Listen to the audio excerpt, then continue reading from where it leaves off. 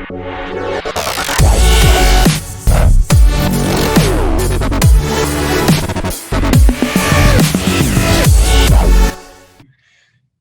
I'll go ahead and, without further ado, jump right in. Thank you for joining us today. And we're going to go over your 2020 dealer digital marketing plan, how to maximize your lead flow for this coming year and beyond, really. Here are some of the things that we are going to cover today. I'm going to try my best to be animated, caffeinated, and keep you guys' attention. I know that I'm fighting for a lot of different things. You've got busy schedules, a lot going on. So promise to really try to make it worth your while. We're going to set some goals for 2020, make some clear goals and where we're going to be headed. We're going to go over the three fundamentals for marketing success to lay the foundation. We're going to talk about how to optimize your website for conversions. And we're going to go over the big picture for all online marketing channels that you should be tapping into to maximize your lead flow, okay? Then we'll briefly talk about some of the new trends that are coming in for 2020 and develop a custom plan based on where you are now and where you need to go. Now, with that being said, I'm going to ask you guys to give me as much of your attention as possible. I will do my best to make it interactive. I'm going to put on there on the chat a link to the workbook. I don't know if you guys can see this, but I sent out an email with the workbook. If you didn't have it, or if you didn't get it for whatever reason, let me type in here so you guys can download it.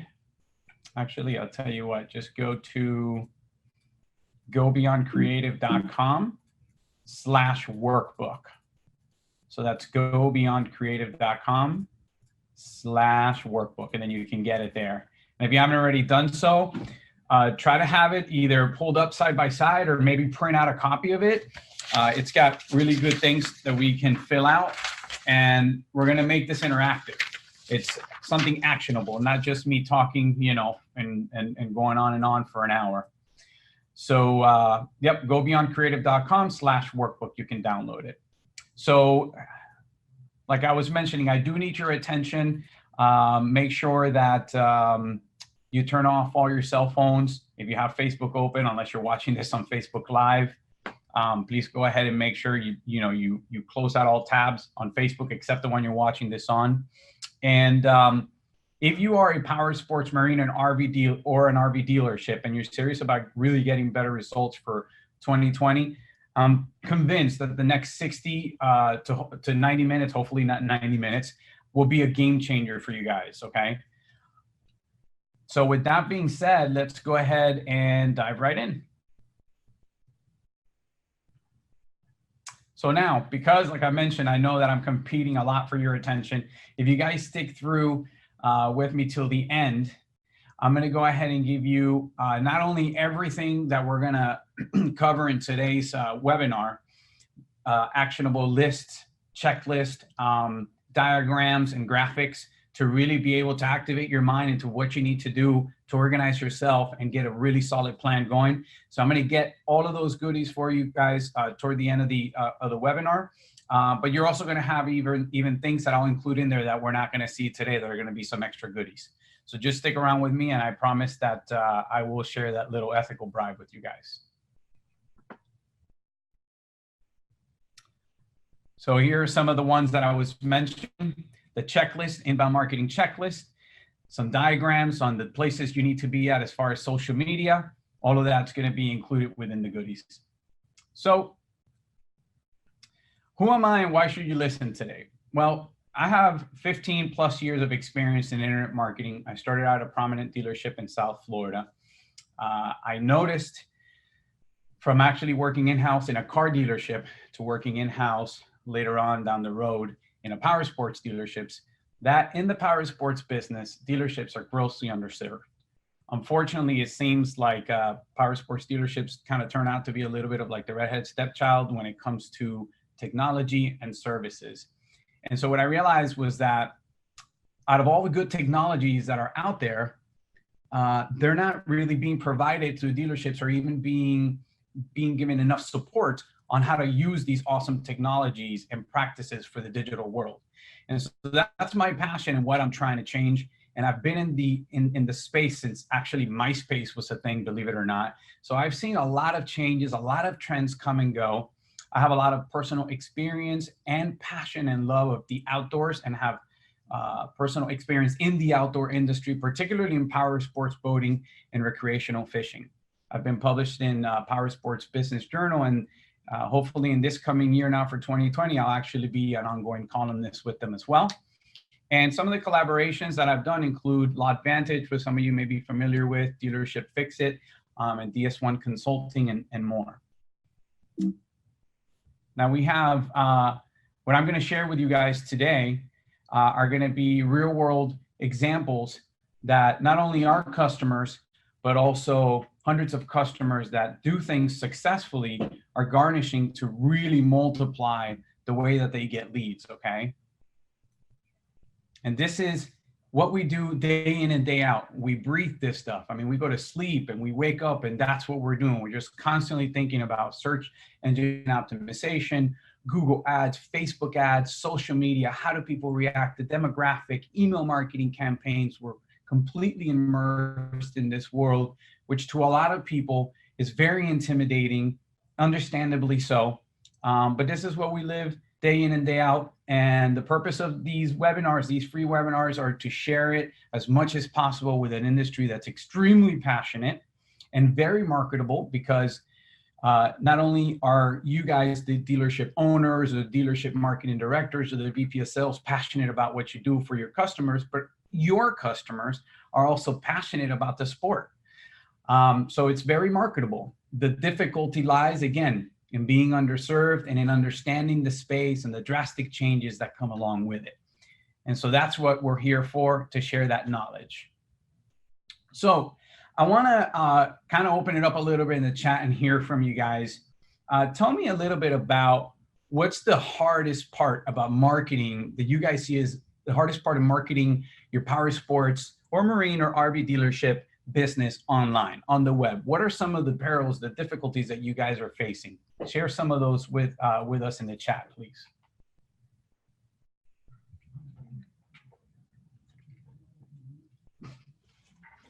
Now, some of these things could be, okay, that's a good one. Jesse says getting people to engage. Now, tell me a little bit about that. Is that getting people to engage on social media or just converting on the website? That's a big difficulty too that I see, conversions on the website.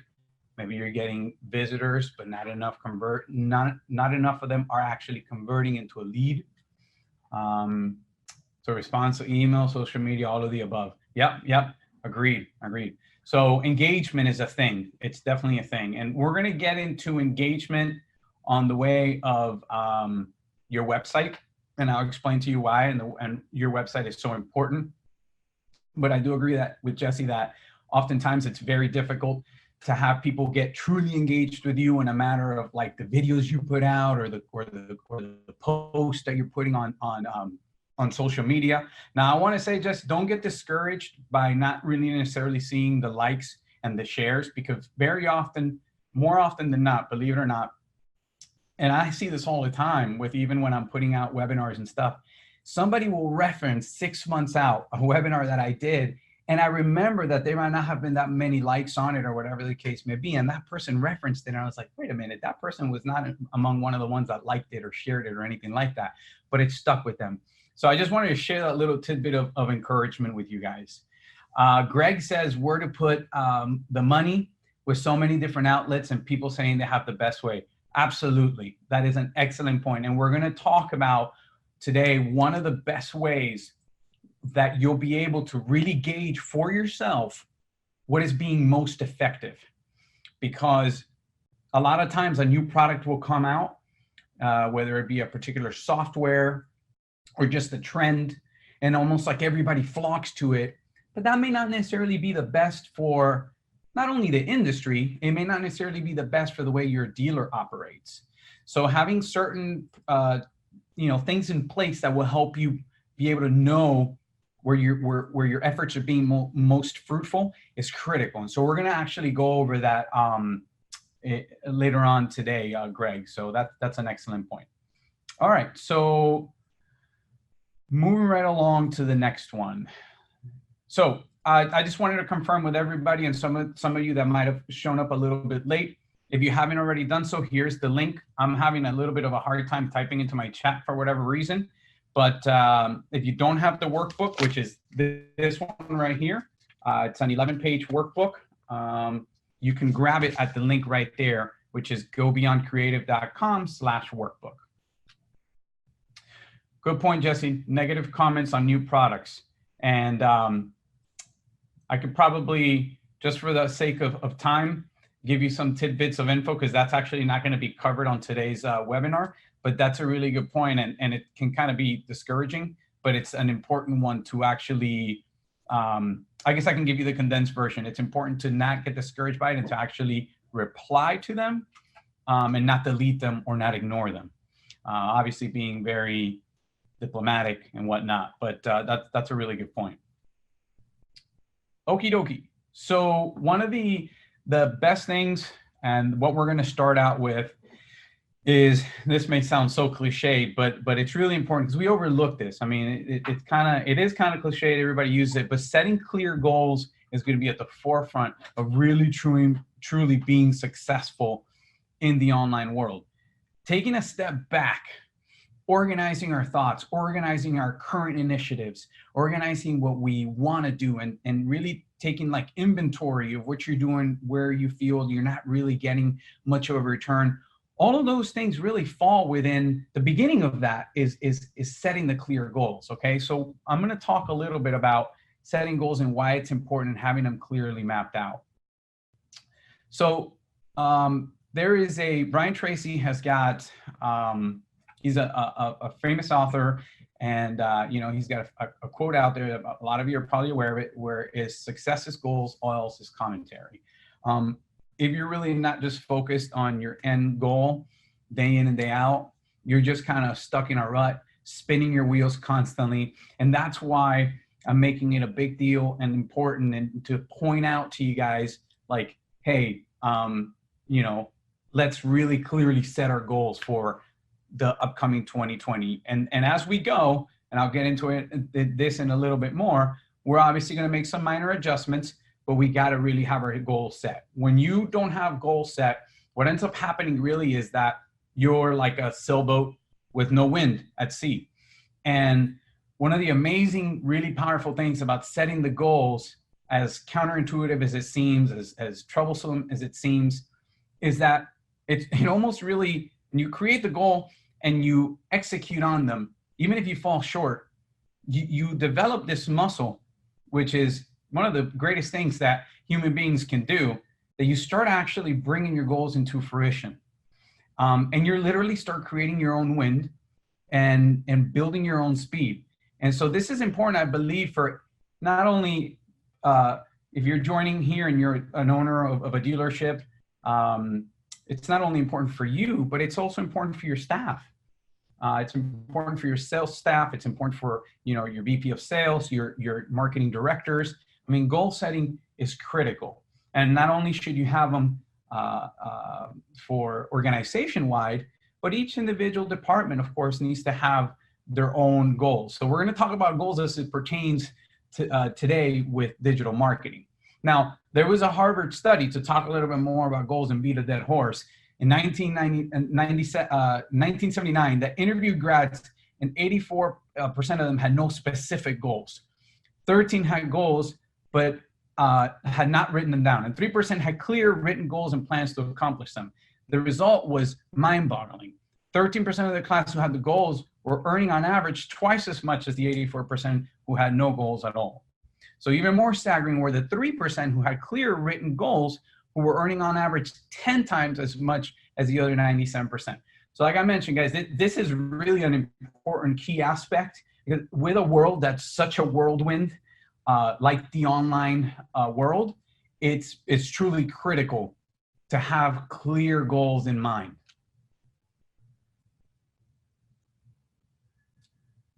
So what are some clear, specific, more overview level goals that we can set when it comes to digital marketing? Well, you need to have, number one, written goals and plans. You need to set a minimum of a year goal, then break them down into quarterly goals, and then monthly goals. We actually tend to overestimate our goals on a monthly basis.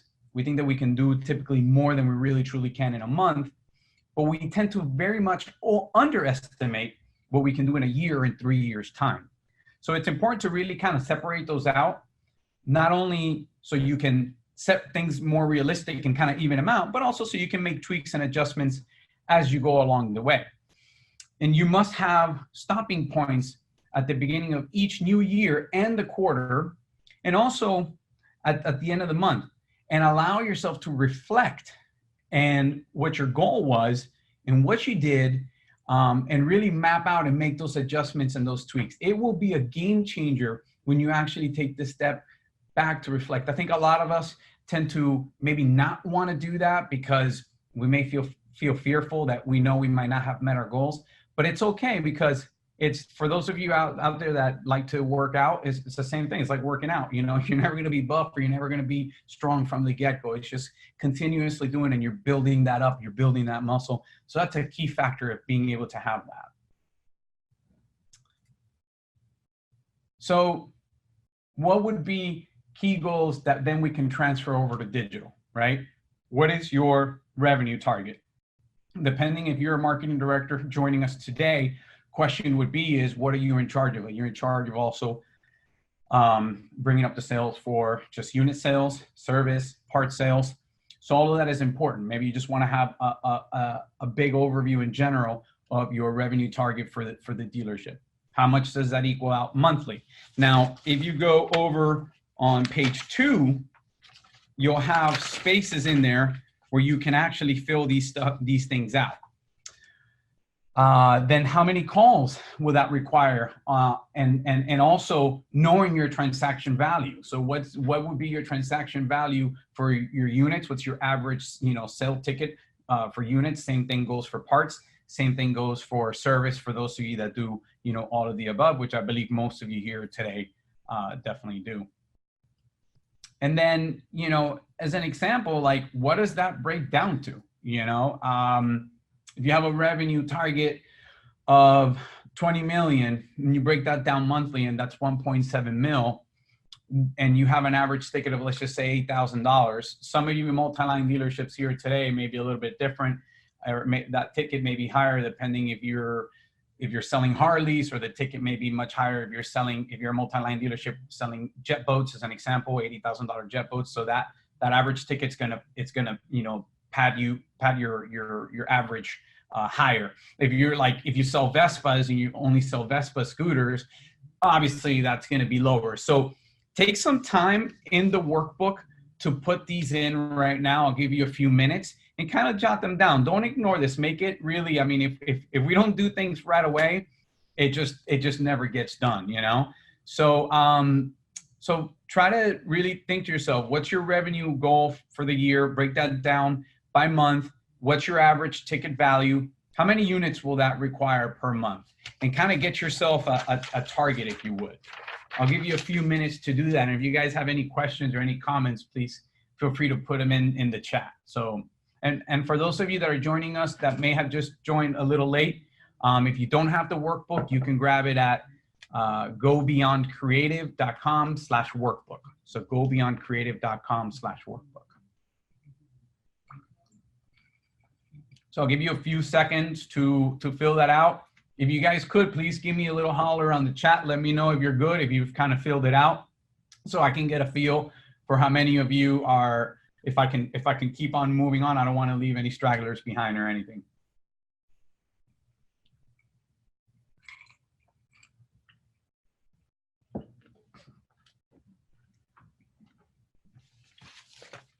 All right, so how are we looking? You guys need a little more time for that?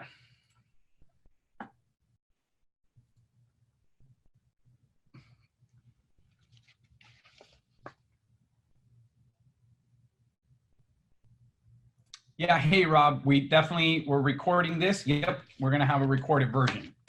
But I would still encourage you though to stay as much as you can and kind of work through it. All right, so one of the things that we're gonna need in order to find out how many leads you're gonna need is what is your average conversion rate from caller to actually a closed sale? That's an important, really key metric. Of course, there's a lot of things in that journey that affect it, right?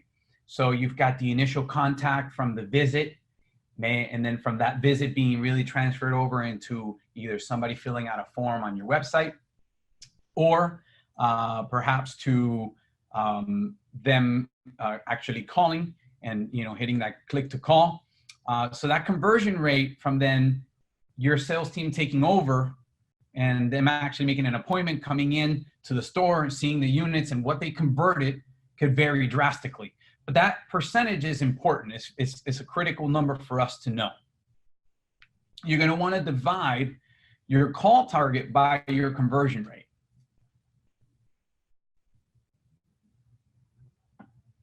So what is your average rate from caller to a booking to a booked call? So in other words, to actually somebody who said, okay, I'm making an appointment and coming in. Later on, we'll get into a little bit more detail of the difference between, because obviously, as some of you guys know, I mean, the hardest part is really getting them to the dealership, but we all know that out of 10 people that get into the dealership, you're not going to sell 10 people. Fortunately, there may be some bad finance deals, whatever the case may be. Maybe the wife was upset, or maybe the other way around. It was, the woman and the husband was upset, and then the deal falls through. So that's a secondary part of that percentage that we'll need to know. But right now, just kind of calculate for the sake of figuring out, okay, how many leads a month do we need?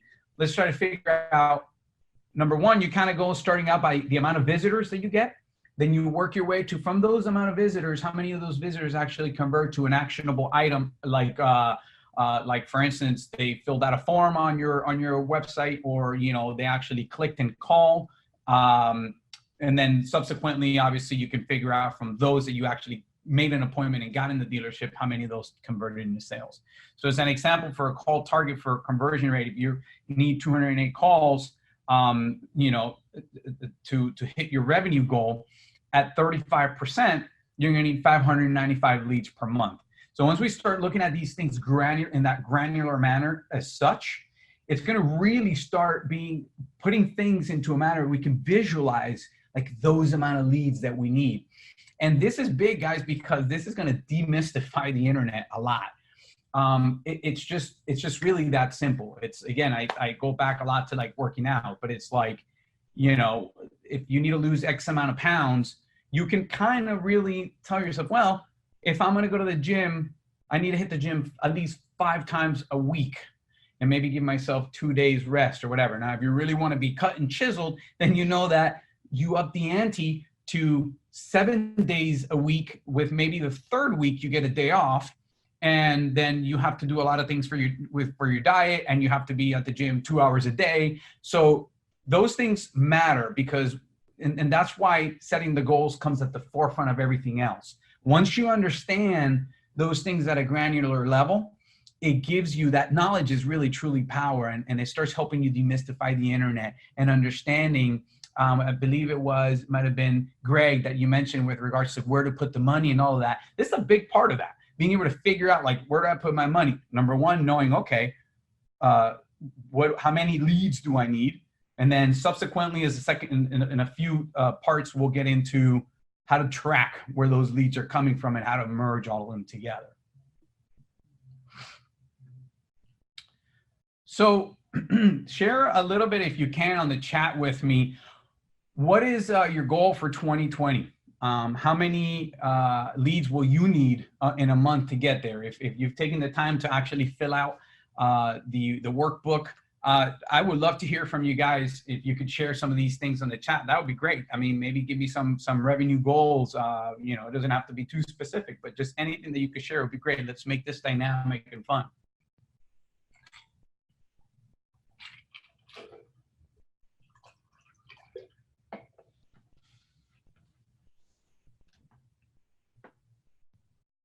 All right, cool deal. Well, the next thing that we are going to get into, all right, is, which is very important, is crafting or updating. Some of you may already have it, your marketing message. This is going to be critical, right? The 3 M's: market, message, and media, right? We're going to really try to fine tune those things so that we know exactly how to speak directly to our ideal customer and be able to get them to engage better. Now, I think it was Jesse that you mentioned people not engaging enough. So some of it may actually have to do with this section that we're about to go over, which is being able to really speak to these, your customers' needs, desires, and wants. Okay, so updating your marketing message is going to be a critical aspect of the things that are going to make you more successful. So who is your ideal customer? That's what we're really after here. What does that look like? Okay. Who is what some people out there call it very different things, but for today's webinar, we'll call it your customer avatar. So what does your ideal customer avatar looks like? Now, again, in the worksheet, you'll see it. It talks about the avatar. There are bullet points in there to kind of get you started. Keep in mind, even within one industry, of course, I'm putting in there kind of blanket terms or that are relevant to most power sports dealerships. But for some of your dealerships, it may vary. And again, it's going to depend a lot on what you're selling, all the different things. Some dealerships that are here with us today sell all the way from $80,000, $90,000, $100,000 jet boats all the way down to a $1,500 generator.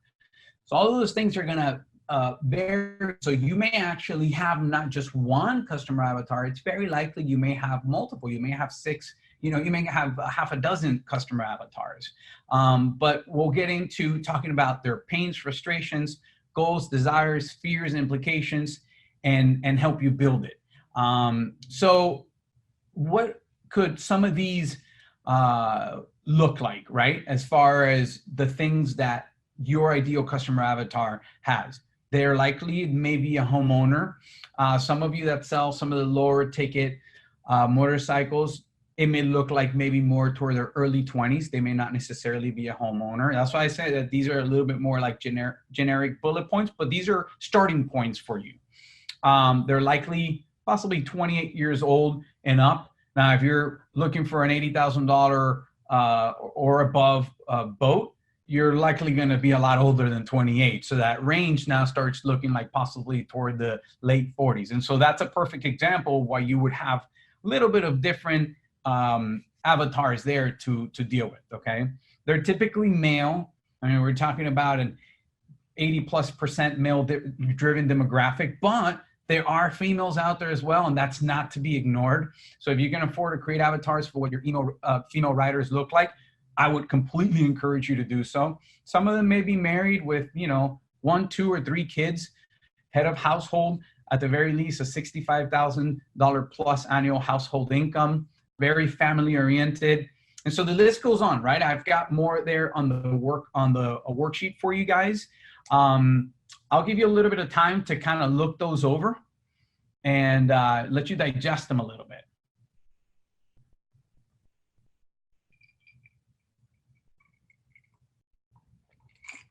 So what are some of the things that they may be afraid of?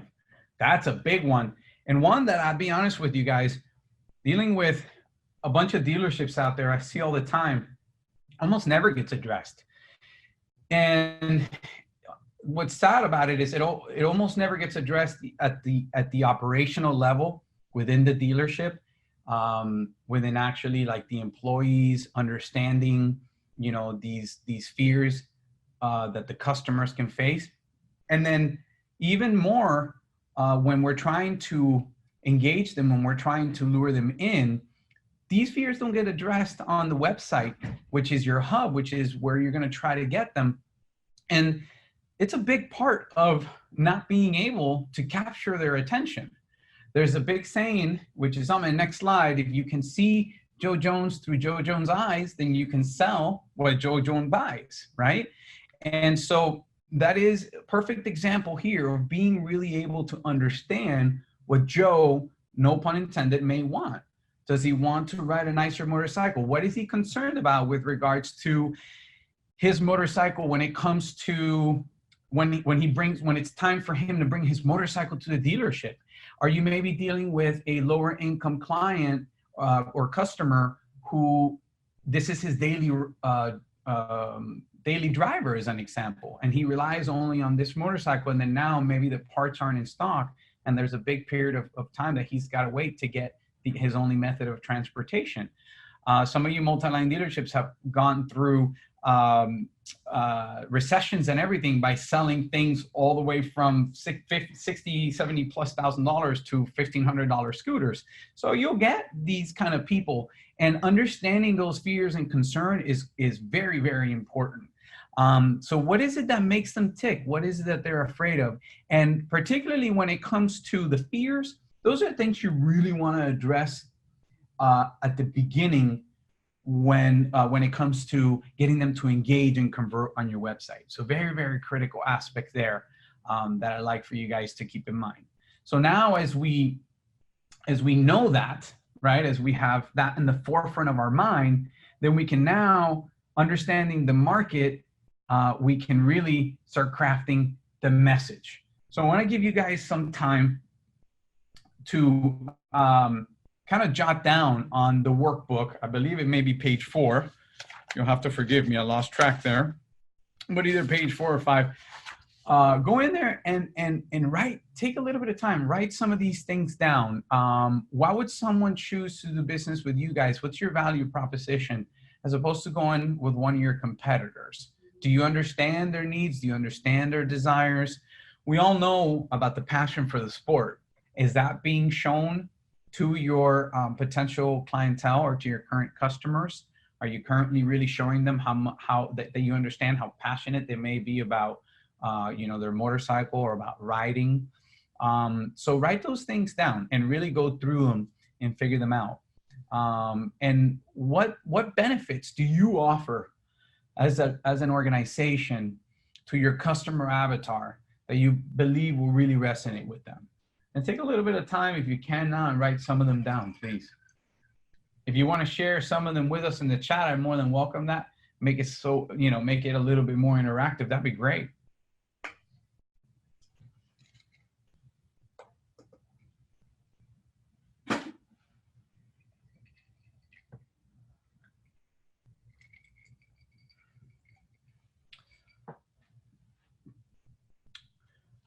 All right, awesome. So from doing that, we now start crafting messaging that works, right? And we start thinking about possible things, understanding, where they're coming from, thinking about things from their eyes. And we think about things like, oh, well, okay, they're afraid that this might be their daily driver. And it's like, maybe we can, offer them same day service as an example, on-time service, some of those things. And when later on, we'll go into the next slide with regards to how we can craft that and put it into our digital marketing, because those are things that are inevitably immediately in their mind as they're trying to approach you guys. And if we don't bring that to the forefront immediately, like if we're trying to bring this to the forefront by the time that they show up to the sales room floor, or by the time they show up to the service department, too late. We've already left a lot of money on the table, and we've already wasted a ton of opportunities. So that's why it's critical to really think about this now before you really implement the whole plan. So, talking to them, for instance, about like a wide variety and a range of inventory to pick from that's readily available on our floor.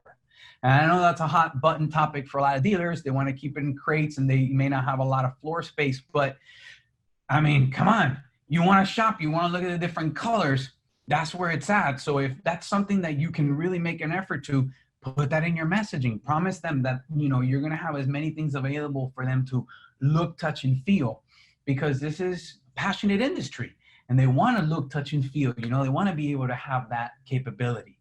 So talking to them about straightforward pricing and upfront pricing with satisfaction guarantees, that you have trustworthy technicians, experienced factory trained technicians. All of these things are super, super critical. So now that we kind of get an idea, we can now start making the case by the specific verbiage, right? Like free pickup and delivery, a vast inventory to pick from. You don't want to make it too wordy. So that's why what you see on this slide is a lot more condensed than the last one. We want to have as much of an impact as possible with kind of like a short as possible of a sentence that you would. Being able to fit it into the smallest amount of space, make it some, kind of bigger, bolder fonts, and just with as few words as possible, making as big impact as we can. Outstanding service guaranteed. Factory trained technicians that get the job done right the first time. Those are all kind of complaints I think most of us in the space, after a while become numb to because we hear it, from the customer. But those are things we need to address in the marketing and obviously subsequently operations, so that we could be most effective. So I would love to see if some of you guys can share with me, what's your message? Share it with me in the chat. What's one of the things that you feel maybe it's not currently on your site that you feel things could be a little bit different that you may be able to add to your site? Maybe something you don't already have, or maybe this has kind of sparked your creativity and ideas, and you would add this. Feel free to share with me in the chat. It'd be great to hear from you guys.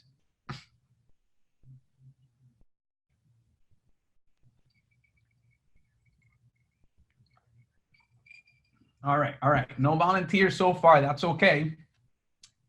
But remember, guys, we definitely want to try to execute as much as possible to get as much as possible out of it right now as we're into it.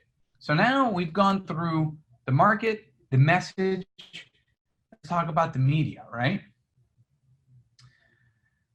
We want to make sure that your hub, your website, it's the hub for everything. Your website is going to be the hub. Oh, I got Jesse. Thanks, Jesse, for putting that in.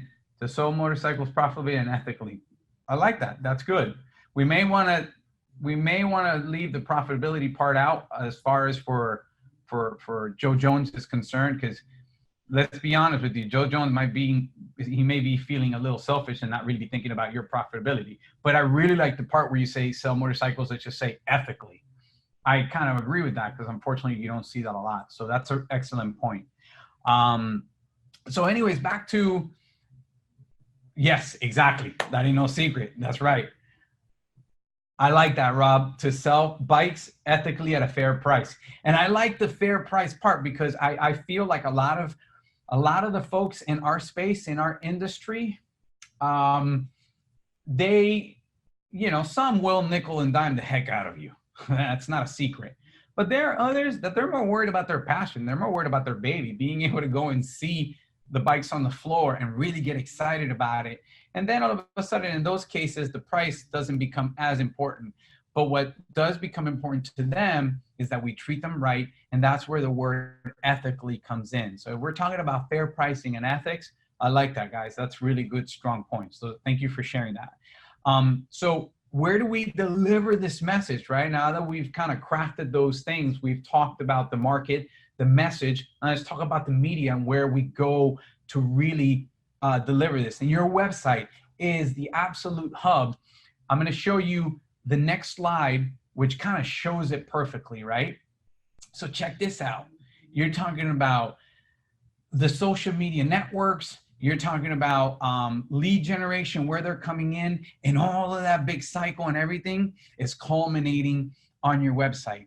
So your website is a very key, critical, important factor about it. Now, I don't want to go off on a rant because I myself have a little bit of a bone to pick with a lot of the different website manufacturers out there in the power sports industry, particularly because, they do things in a manner that may make a lot of dealers feel cookie cutter, and they template stuff a lot.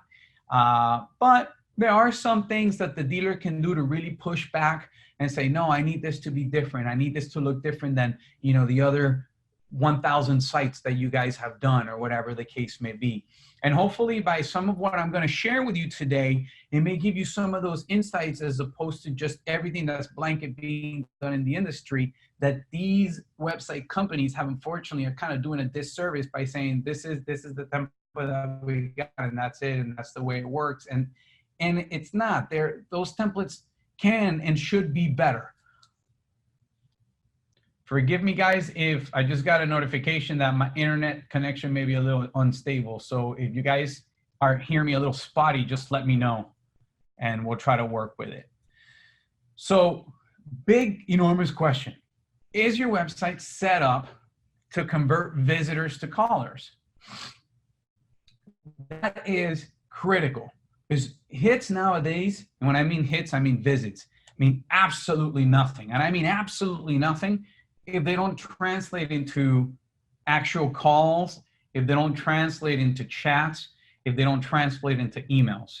Visitors have to convert. How they convert is something we'll get into in a little bit, because those trends have kind of changed and things are looking a lot different nowadays. It also is important to give them as many different options to convert as we possibly can. And I know a lot of you here have websites that have chats, so it's no secret that chats are a thing and it's important, but they're not the only avenue. There's actually a lot of other ways and even some more powerful ones. And I'll mention some, with you guys very shortly. So here's a little bit of a diagram, very simplistic, okay? And there's a little bit of a breakdown, I believe, to page 5 or 6 on the workbook that talks with like call outs about how the basics of the website should look like.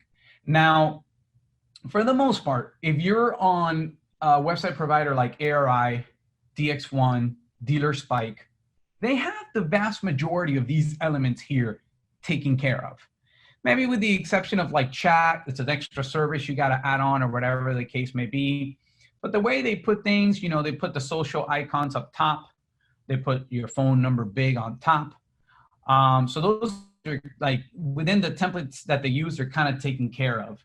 And you've got a slider right under. But one thing I don't often see a lot is, and the slider here for these purposes, I'll show you, if you can see my mouse real big right there, that would be what the slider would look like.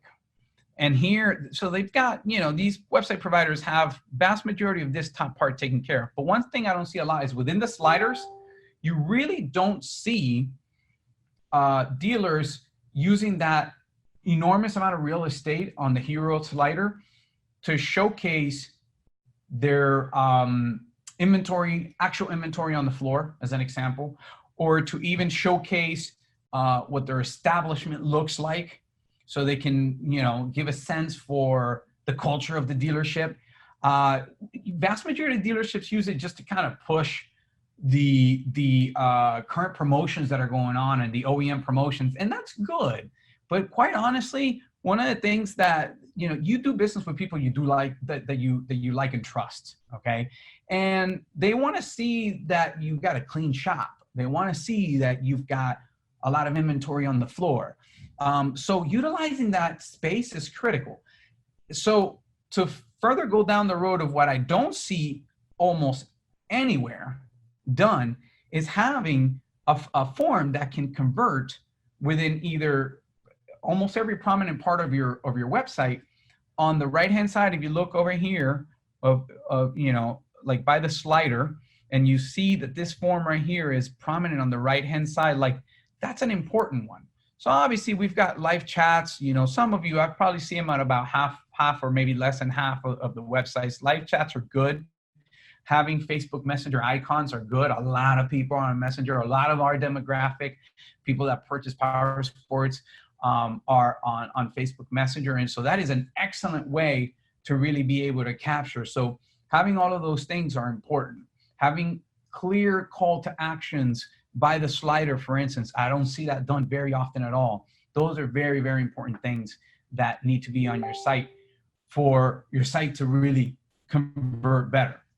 So is your website set up for conversion?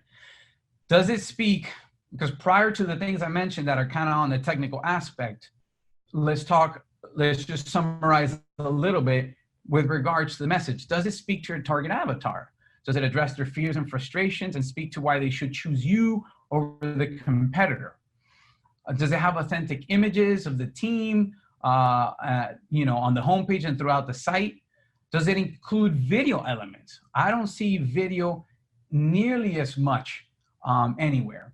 And there should be video of, hey, you know what, maybe you can get a video of the owner saying, this is my passion, this is why I got into this. You know, and it shows, like, people really pick up on that. And those are the things that people will latch onto, you know, when you share that with other people. So a video of the owner talking about his passion would be exceptionally powerful. Videos of events, if you're an active dealership that puts on events regularly, that would be super, super powerful. Including reviews from your customers builds a lot of trust. Okay. And like I mentioned, with regards to the contact form, is it easy for them to take action on your website? Is the phone number clearly stated on every page? Not so they have to go digging around. This is not, you know, American Airlines or, I don't know, Facebook. Like, we don't, you know, the do not contact us button, you know. Forget about the contact button. Like, let's give them, and I know a good amount of dealerships do this. They list their phone numbers prominently.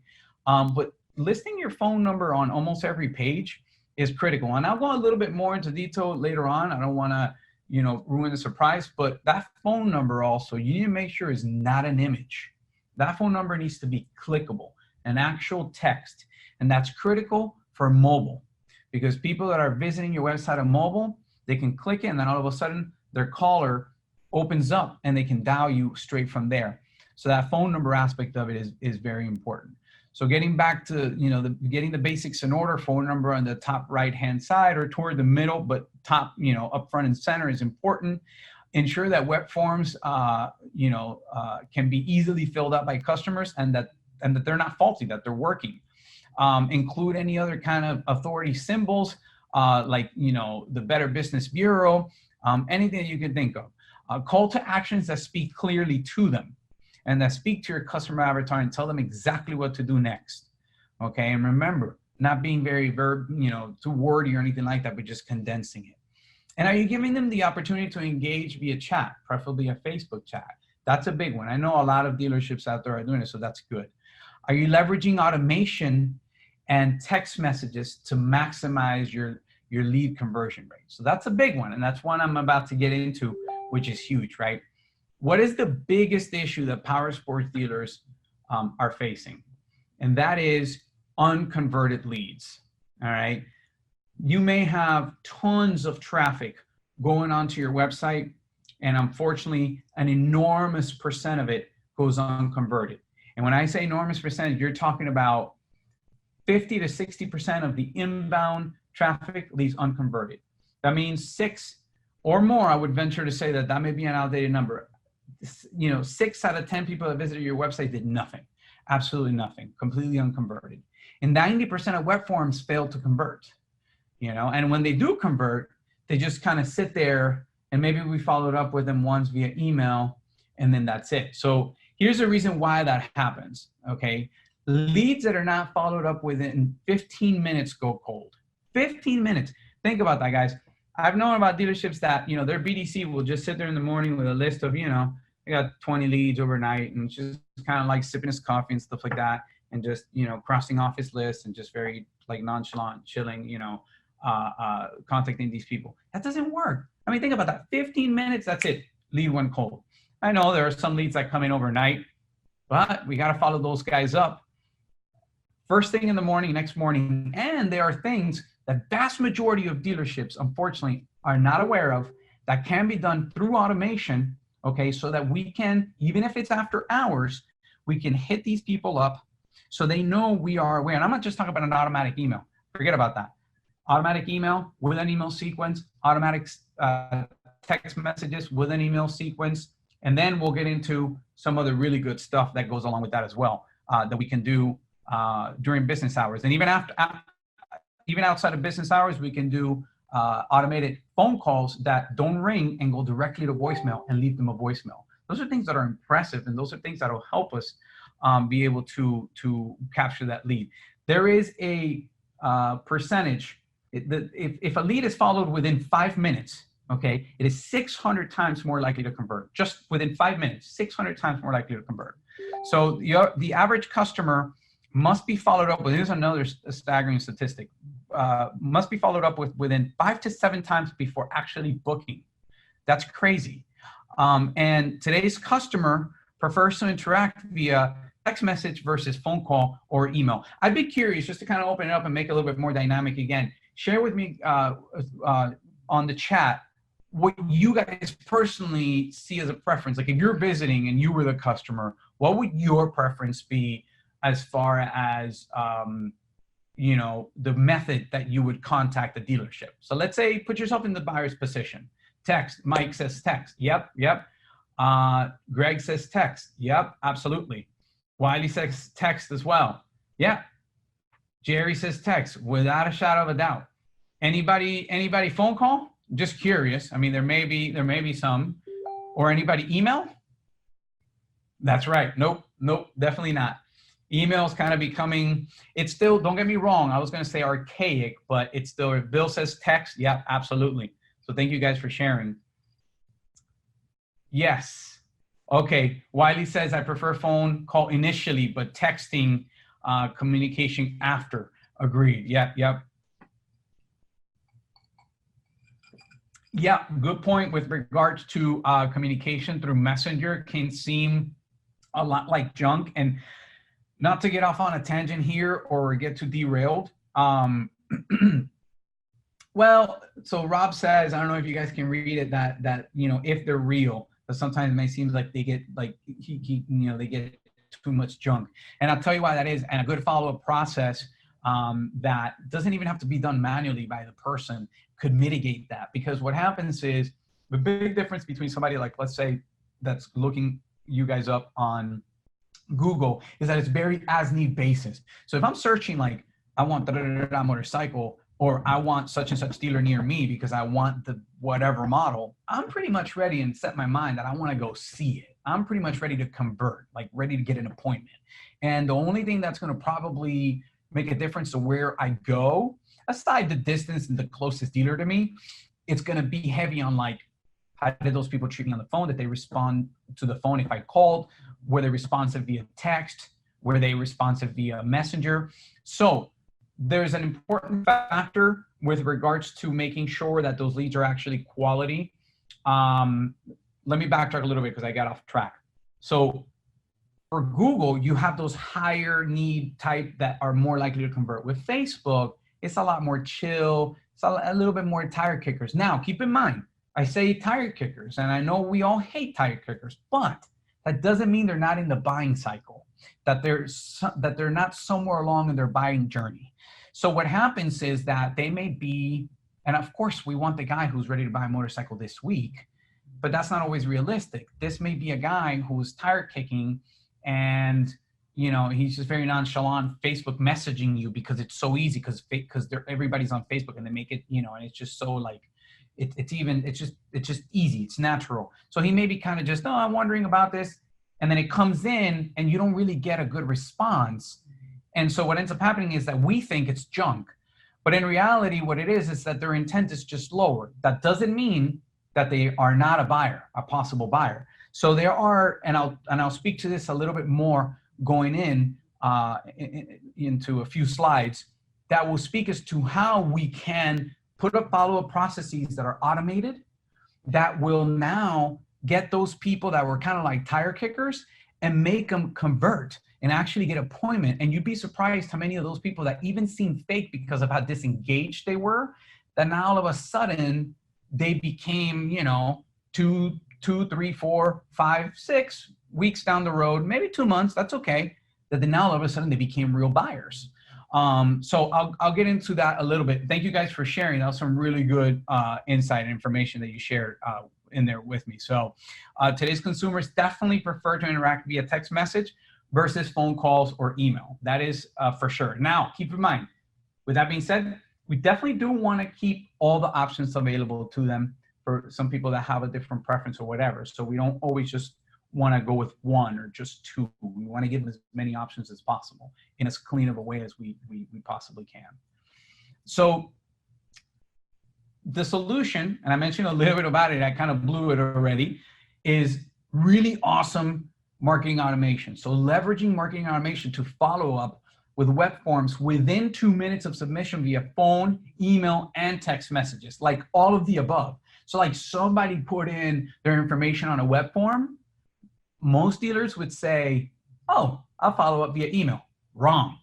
Some dealers do it the right way and they'll, or better, and they'll follow up via email and they'll call. The call likely never happens within the first 5 minutes. But there are ways with regards to marketing automation, and I'm super excited about this. And again, I'll share a little bit more, where you can actually put some automation in place where they get an automated text message thanking them for having, submitted their information, letting them know somebody from your team will be in touch. Same thing for the email, okay? And furthermore, to mitigate that whole follow-up thing, we put them in an email drip campaign and in the text message campaign where they continually get followed up on until they're just like, no, I went with another dealer, or just leave me alone, or whatever the case may be. So these automations are super powerful. And it even has an option to, to be able to ring your dealership and say, hey, dealership ABC, you have a customer, their name is Joe, press 1 to be connected. And then it dials them out. If you got connected with them, awesome, you had a conversation. If they didn't get connected with them, the system can actually hang up again for you and then redial them and leave a voicemail, go straight to voicemail, leave a voicemail. So I'm actually very excited about that. It's a new project that we're coming up with, and we've created a web platform and an application to do these things for the dealership, okay? And it will make the BDC or the internet manager's life unbelievably easier. So automating the follow-up to every prospect that is touched 5+ times, and you're able to engage with two-way text messaging is a critical aspect of it.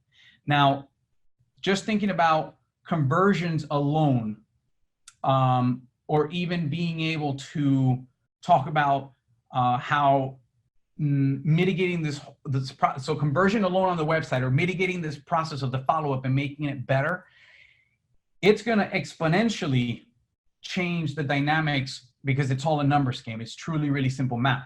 So you look at, for instance, I think one of the examples I did on earlier slides, like took, as an example, 208 leads to kind of hit your goals. Now, at a 15% conversion rate with no follow-up, from book to sold, you have 73. If you took that, that's at I believe 15%. If you took that, that would be 31 units, sold at an average of 8,000 a unit. That's shy of about $250,000 a month. But if instead now you put in a conversion rate that number is incorrect, that should be 45. So I apologize for that. It's down here. But if you took 208, it's down right here. You can see it. 208 times 45%, and you were able to now triple that, which really, truly, guys, is not like far out there, because you would do it by crafting your message properly in your hub and on your website, and then now putting like this bulletproof follow-up process, right? Your conversion rate is going to really skyrocket. And you take that 45%, look at the astronomical difference just within that 94 units, okay, at an average of 8K, you're talking about what? That's triple. You're pretty much tripling it. So, it's an enormous difference. It goes without saying. Follow up. Now, we don't always have to, it's not like in the old days where follow-up had to be so manual and daunting. We have tools to be able to utilize this. And this, again, goes back really to the passion I personally have. The dealerships, and these follow-up processes, even not a lot of people on the web are using it. Forget even if it's in the power sports industry or not. Even car dealerships who tend to do well, they're not necessarily using this. So we can implement something like this on your business. If you guys are interested in something like this, hit me up in the chat. Just say, type in there like marketing automation or follow-up automation. Let me know, hit me up on the chat. And then that could be our cue to like maybe just follow up with you and send you an email or more information about it. We would definitely love to help you implement that on your business. So let's take a little bit, gotcha, Mike, we'll do.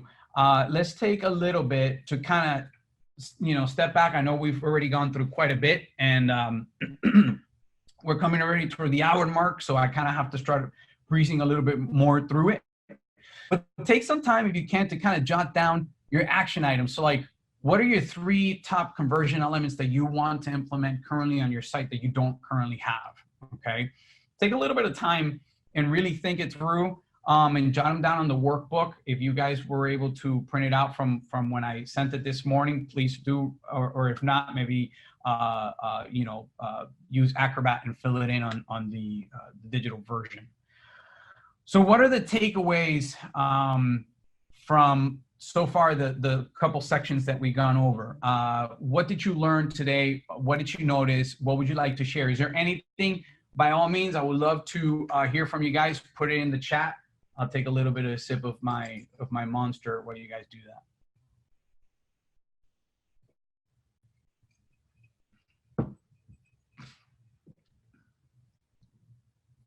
All right, cool deal.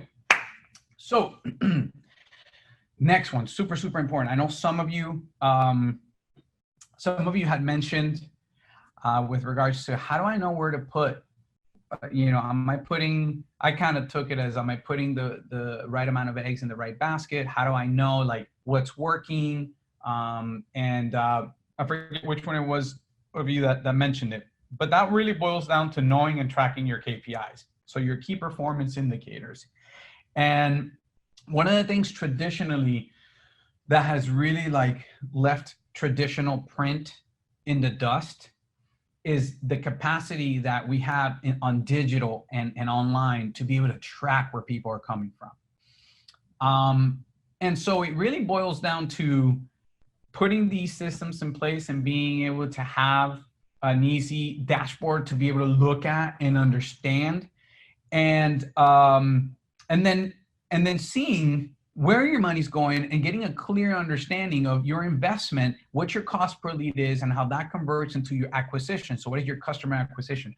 So that is a big part. Mark, thanks for sharing that. Mark says that he will check into adding call to action, special offer on website slideshow.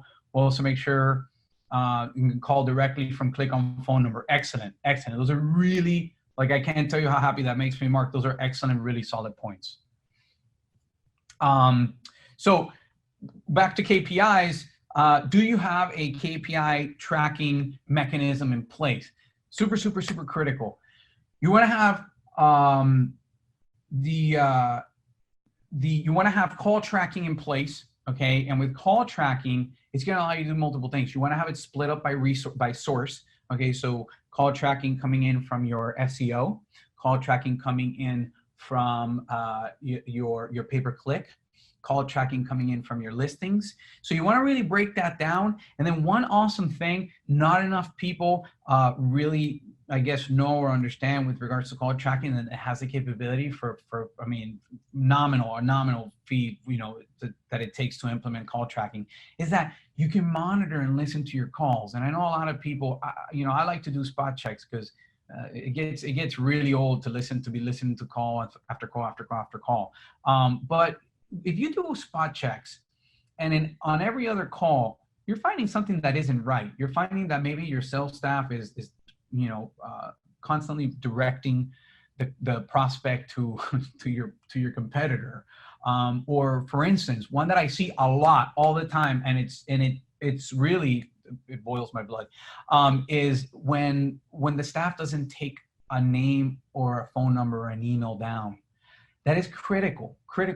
Never get off the phone. And so I know I may be preaching to the choir. Some of you may be like some dealers are really good about it, but others are not. So if you're doing spot checks on calls and the next thing you're seeing that that those things aren't happening through just a few spot checks, you've likely got a systemic problem. And so call tracking allows you to see then not only the source, but also be able to spot check and really see the quality of the calls and how they're being handled. So another KPI that's really important is your average cost per call generated. All right. And then eventually how that translates into the acquisition when finally, how that translated into the final sale. So we actually offer a dashboard, very simple overview where our customers can actually see everything. Like we can integrate their Google Analytics, we can integrate their call tracking, all their Facebook ad metrics. We can integrate their Google ad metrics. I mean, you name it, their reviews, everything on one dashboard. And that, we have found is great because it simplifies everything for them as opposed to you having to use like 15 different dashboards. So instead you go, ours is, it just happens to be reports that go beyond creative.com, and you go to it and the customers on demand can always go in one platform, look at everything, even stuff that we don't really do for them. You know, if they want us to integrate it onto the dashboard where they can see it, we're more than happy to, and it works really well. So what have we done so far, right? I know it's been an hour. I'm probably driving some of you nuts. So far, let's go over what we've done. We've talked about having clear goals and targets for 2020, how that's gonna make a difference and how it's gonna help us craft our message, having clarity around the market, the message, and the media, our hub, our website, right? We've made sure that our website is optimized for conversion, and we've set up a simple KPI tracking dashboard, right? So keep all of those things in mind. So now let's talk about building your plan. And I've lost, I think, 1 or 2 people. So let me try to speed up a little bit because this is really meat and potatoes of it. Building the plan is important. Now, like I mentioned, for those of you that stick all the way through the end, I've got the goodies and I'm going to share some of these graphics for you.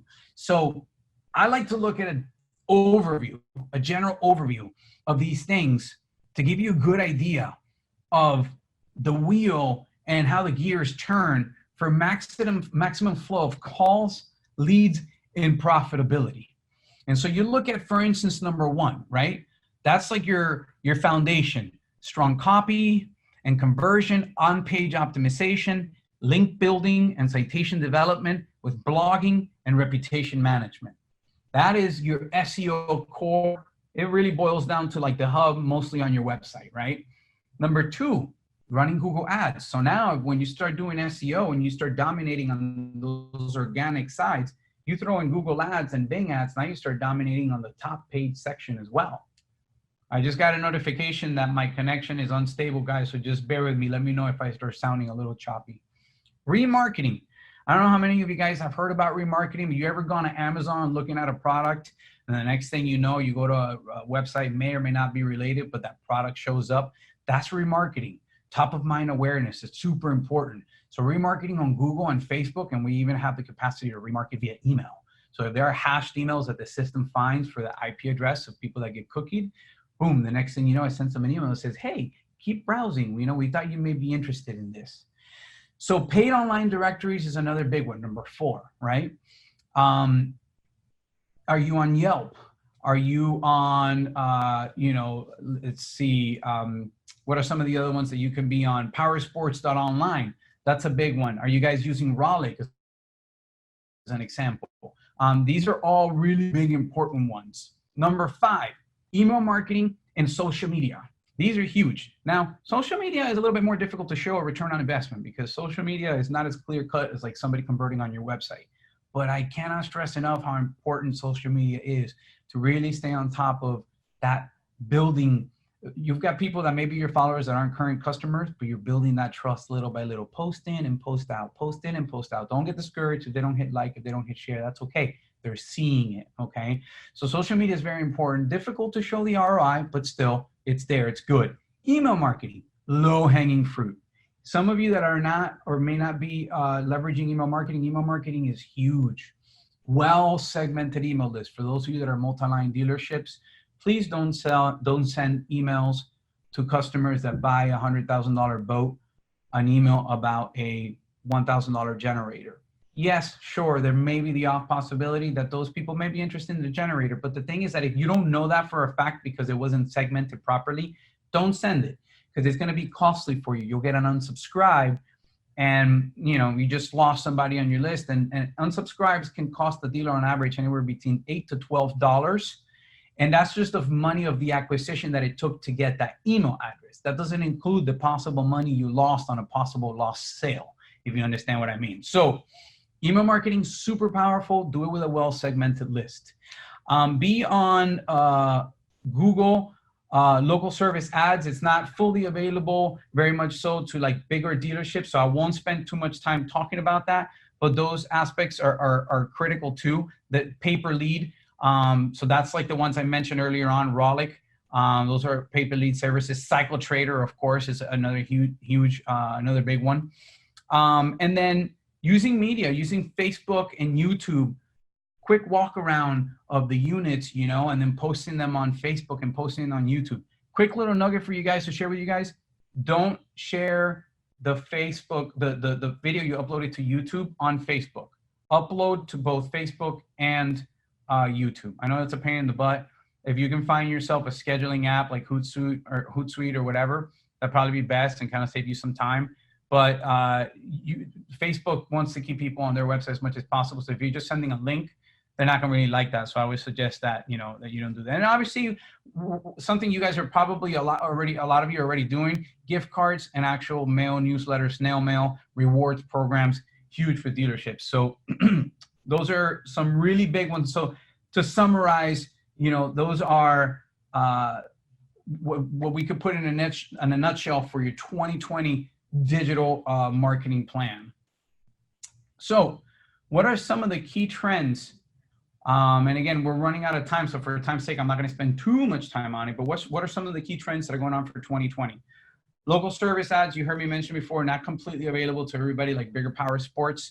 Some of the smaller ones that do service, it's mostly service, can apply, and essentially it's like you're, you know, the Google will actually verify you and they'll put a badge, and then you can actually run ads, and now you're dominating the search page. If you're doing SEO, you're doing regular ads, you're on the map pack, and then you're also on LSA, local service ads.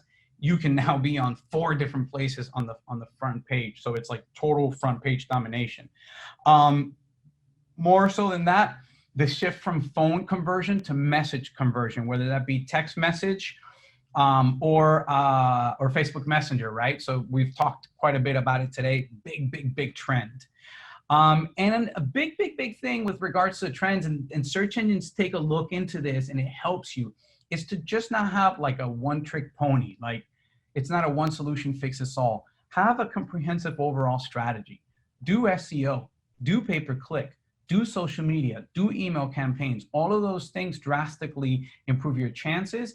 And Google knows, like, their algorithm is scary smart, and they take notice of the links and everything that's going on the web, and it's exceptionally helpful. So that's, you know, again, a summary, and I'll share this with you. I'll have it for you, for those of you that stuck around, so you can have this with you and keep, and I'll give you the link for that in a second. So as you see it here, just kind of mapped out in a little bit differently. You know, you look at SEO, PPC, remarketing, paid online directories, repeat and referral, pay per lead, social media advertising, referral program. That's really, in a nutshell, the way to dominate, and that online strategy for 2020 and beyond that's going to help you guys. But having this really mapped out, it's going to be critical. Now, to make it easy for everybody to be able to organize their thoughts and organize all of these concepts that because I know I just threw a lot out there at you, okay? But to make it simpler and easier for you to implement, I am offering a checklist. If you go to that link right now on the screen, literally, you don't even have to put in your information. Boom, you can just download it from a Google Drive. So gobeyondcreative.com/checklist. It will redirect to the Google Drive doc, the PDF. That checklist, you're going to see that, you know, you'll be able to check off a lot of them, and that's good. Circle the ones that you don't have, and those are going to be, they're going to be just as important as the ones you do have, because that's what's going to help you get the overall picture and get everything really fine-tuned and working like a well-oiled machine, okay? So check that out. If you guys can share, what are your top 3 internet marketing initiatives that you feel you need to implement for your 2020 goal? Put it in the chat. I'll get a little something to drink while you guys do that. That would be great. So talk to me a little bit about what are your action items.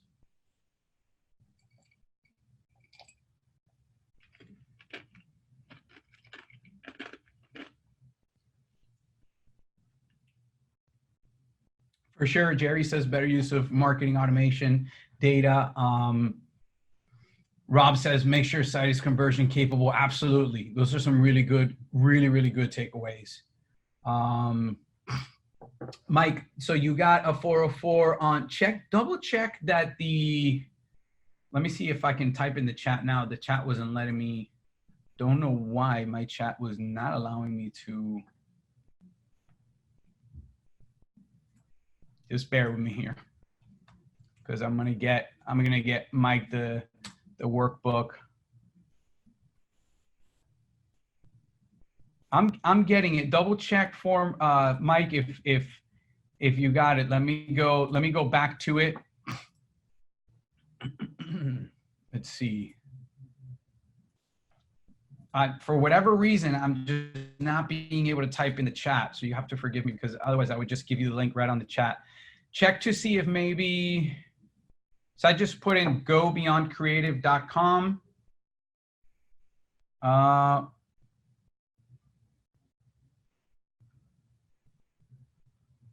Okay, so it seems to be that everybody's having the issue. So I'll tell you what we can do is just email me at joe@gobeyondcreative.com, or just put here on the chat that you want it, and I'll make sure it gets to you.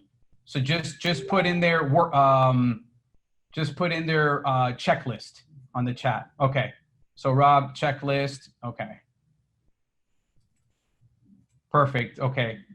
Yeah. If you want the checklist, definitely put it in the chat right now, and I'll make sure it gets to you without a doubt.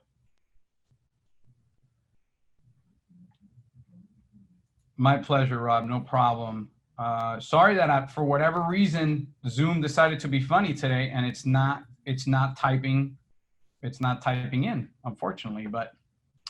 And it's weird that the gobeyondcreative.com/checklist isn't working. It works for me.